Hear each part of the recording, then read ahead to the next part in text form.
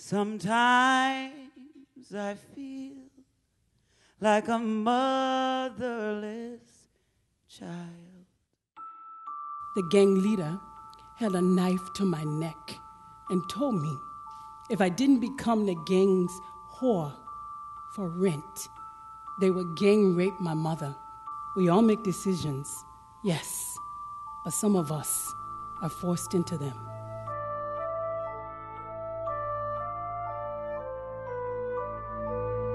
I got involved in prostitution at the age of 15. I was raped by a pimp and 2 of his friends. And then for the next 27 years, I was involved in prostitution in one form or another. I've been beaten with baseball bats, 2x4s, I've had gasoline poured on me, I've been thrown out of moving vehicles, raped repeatedly, and had metal balls slammed on my hand because I was short bringing home the quota that I was supposed to bring home.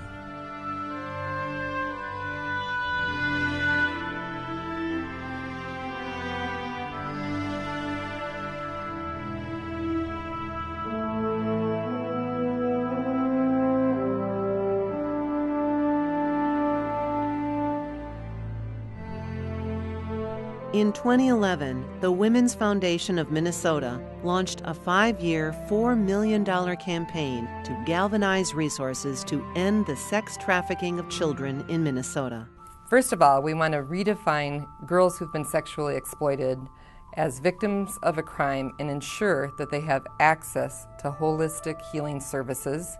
We have to decrease the demand, and we want to mobilize and engage the public around this issue. And we need to have zero tolerance for buying and selling girls, period. For these young women, the foundation kicked off the campaign with a conference about ending the prostitution of Minnesota children.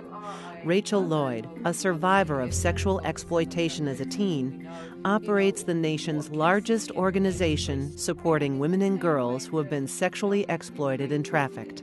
When girls tell me that their pimp is the first person to really show them love, they're often not lying. So it's our job in this work to really give them that and to really model what healthy relationships look like and what love looks like.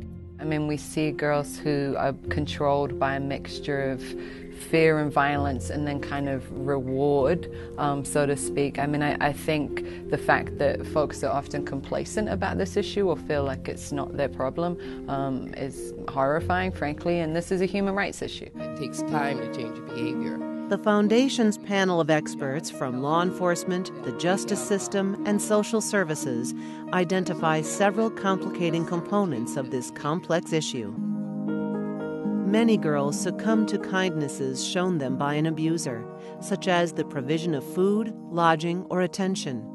Later, the relationship turns violent, yet these abused girls are afraid to testify against their pimps. You've got to meet kids where they are. You have to meet the victims where they are, how they want to be met, in the way that is going to work. Law enforcement and the justice system must begin to see these girls as victims rather than criminals. No girl chooses to be prostituted. 80% of women that Breaking Free works with started as little kids. And it's very difficult for a child to get out of that life. And once they turn grown, all of a sudden they're blamed for everything that happens to them. Across Minnesota, these girls need access to safe rescue housing 24/7. Jail is no place for victims, and the state is lacking safe beds for them. Where does the cop take a girl at 2 in the morning if he can't put her in jail? I mean, what are we going to do about that? So that's our responsibility.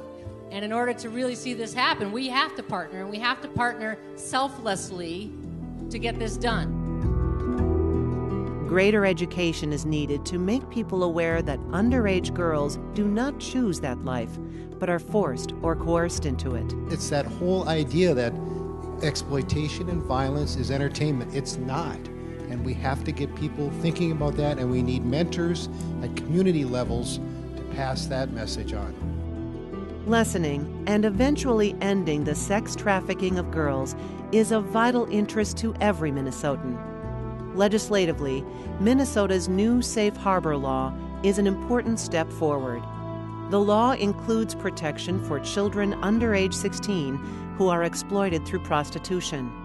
These children are now treated as survivors of sexual exploitation rather than prosecuted as criminals by police and the justice system.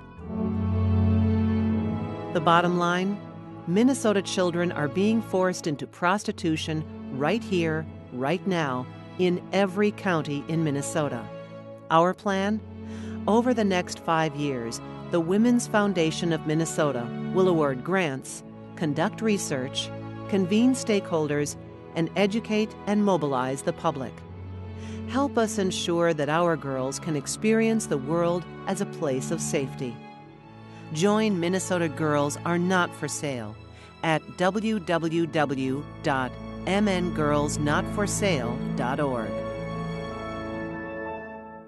Sometimes I feel like a bird in the sky, a long, long way from home.